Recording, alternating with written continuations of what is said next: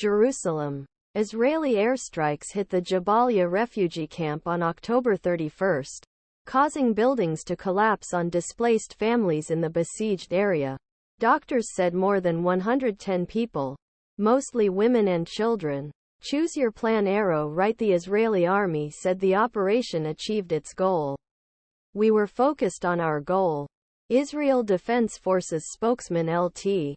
Col. Richard Hecht said Monday, referring to high-ranking Hamas commander Ibrahim Biari.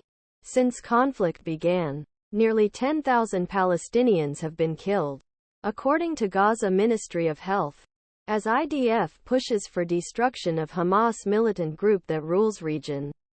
Although Israeli officials insist that any attack is subject to legal approval, experts say secret rules of engagement include a higher threshold for civilian casualties than in previous conflicts. In few cases where we attacked areas where we knew there would be civilian casualties, there was always a conscious effort to limit the amount of civilian casualties, said Jonathan Conricus, IDF's international spokesman. He did not comment on whether Israel had changed its rules of engagement and accused Hamas of inflating the death toll. In fact, laws of armed conflict strike a balance between military advantage of attack and expected harm to civilians, said Pnina Sharvit Baruch, former legal advisor to IDF.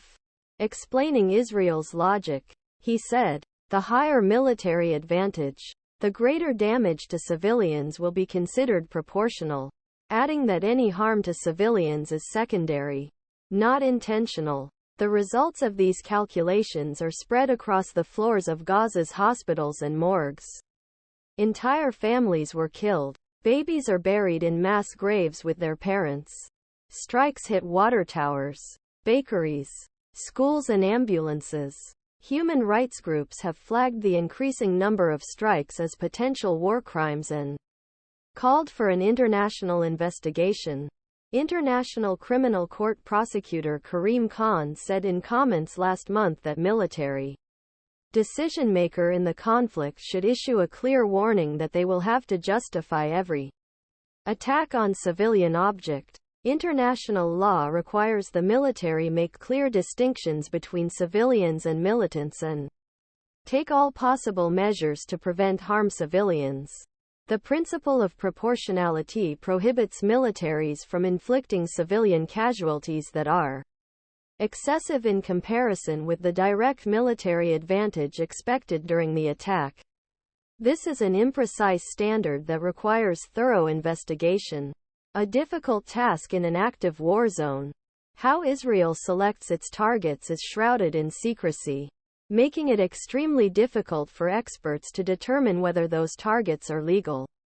U.S. officials say they do not know exactly how IDF commanders assess the threshold for civilian casualties, even as they publicly call on Israel to minimize the deaths of innocents. The Israelis have significantly reduced number of airstrikes in recent days. A possi